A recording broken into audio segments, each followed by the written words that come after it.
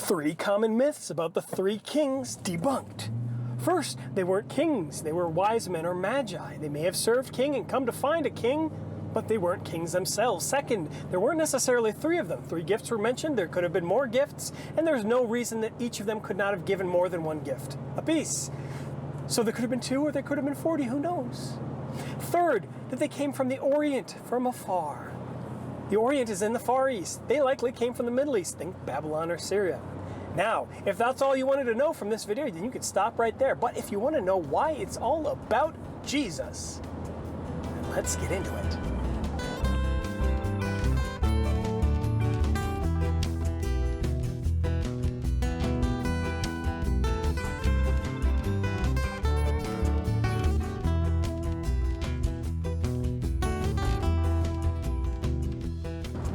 Yeah, the 3 wise guys, you know, Belshazzar, Shamrock, and Abednego, right? Like whatever names they were given 1100 years after they died.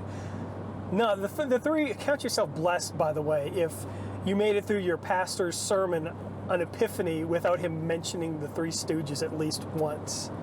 The 3 wise men, the 3 magi. Wise men, obviously you know what that means. The proper term is magi, which is related to the term magician. They could have been magicians or sorcerers. They were experts in knowledge. They would have known things. They would have studied things, including the occult, including demonic satanic practices. They were almost certainly Gentiles, not Hebrews. And they came from the east. So very likely from Syria or Babylon, which previously held a substantial Hebrew population in captivity for a period of time, and many of them stayed even after the diaspora. So they come and they visit Jesus. They come and visit Mary and Joseph and Jesus in a house. This is some period of time after the birth. Obviously the birth was in a manger, in a stable or whatever. So they weren't there with the shepherds. They were there maybe 40 days to 2 years afterwards, unless Herod was a complete idiot. And Herod the Great was not an idiot. He would not have killed all the boys in Bethlehem and the surrounding areas, 2 years old and under, if Jesus would have been older than 2 years old. It doesn't make sense. So we have our timeline of no more than 2 years from the birth of Christ. In any case, they came and they. What's this pop up? In any case, they came to worship this king, this new king of the Jews. Now, if the story is all about them, then who cares, right? If it's just an interesting story about 3 guys who showed up and had some wacky gifts and shenanigans and interactions with King Herod, then who cares, really, honestly. But the fact of the matter is that knowing about these magi, knowing about them helps us to know about Christ, helps us to know about, the confession of who Christ is and what he would do. Now these magi, they expected to see a king. So what do? They go to the capital. That's where you'd have a king. The king would be in a palace. You'd go to the capital to find the king. Duh.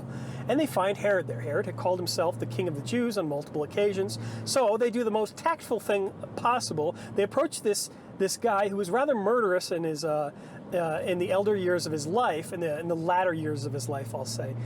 He was rather murderous and rather suspicious and paranoid.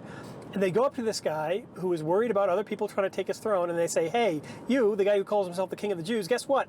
We want to find where this king of the Jews was. That shockingly went over better than you would have expected with Herod.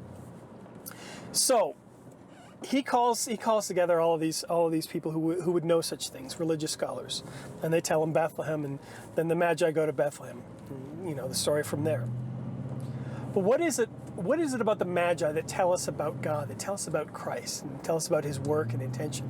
Well, first and foremost, the Magi were Gentiles. The Magi may have even been unbelievers, in fact.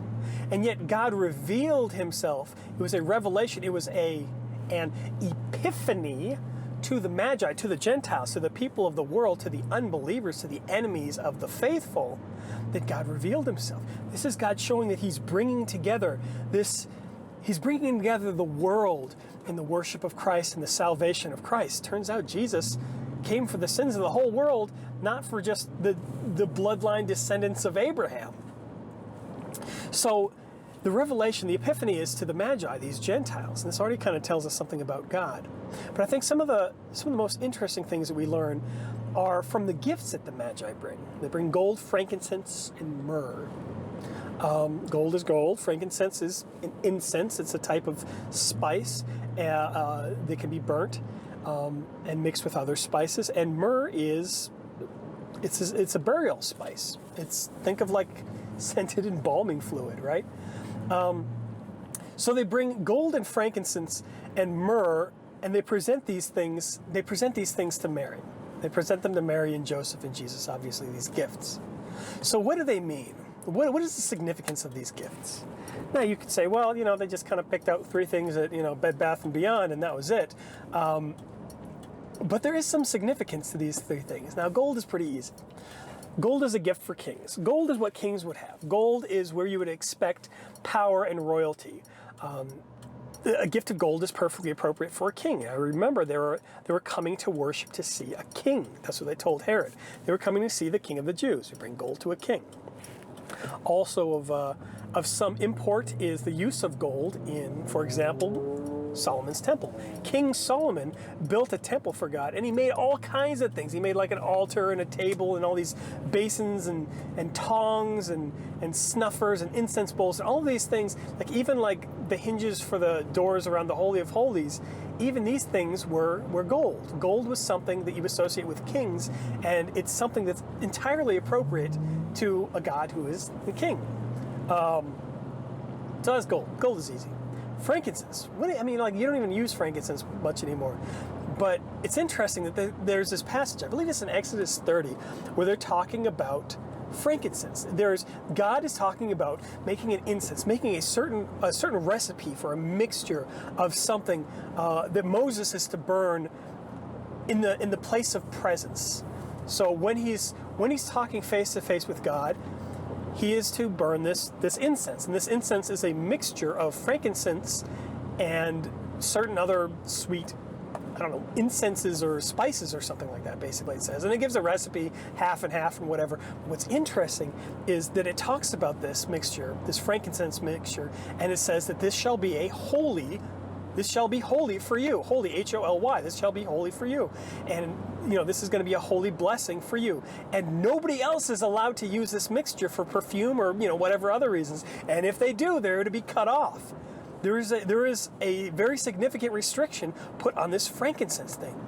So the prophet Moses is going to communicate with God with this incense. Incense, in this case, the frankincense, is the incense of prophets. Now, if you recall a few videos back, I talked about Jesus being the prophet, the final prophet. So if Jesus is the king of kings, then maybe the frankincense maybe indicates that he's a prophet or the prophet, if you remember the Old Testament, which leaves for us myrrh. Myrrh is the spice of the dead. Why would you give burial spices to a mother with a newborn child? Seems a little, morbid to me, right? But it makes sense if you know who Jesus is. Consider his burial. Joseph of Arimathea is going to take Jesus' body and put it in a tomb, and I believe it's Nicodemus who comes and he brings like 75 pounds of burial spices, myrrh and aloes, and they wrap up Jesus' body with linen, just like a swaddling cloth, right? Swaddling cloths, like linen cloth, and they bury him with all of these spices, to include myrrh. Myrrh is a spice of the dead. So if gold says that Jesus is the king, frankincense says that Jesus is the prophet, then myrrh says that Jesus is to die. In this case, Jesus is not only the sacrifice, remember, the Lamb of God who takes away the sin of the world, but Jesus is also the high priest. If you want to do the whole prophet, priest, and king with the three gifts, you could do that. Prophet, priest, and king, they fit. But the interesting thing is that Jesus is not just the priest in this case, but Jesus is also the offering, is also the sacrifice. So to recap, what do we learn about Jesus from the Magi? One, that he came to Gentiles. He showed up to Gentiles for the salvation, or the God revealed. The revelation was to the Gentiles. 2, that even though they went to the capital, that's not where Jesus was. He was in a place of lowly estate. He was in a house or a manger, not a palace. And 3, by his gifts, we know that Jesus is king, prophet, and priest/sacrifice.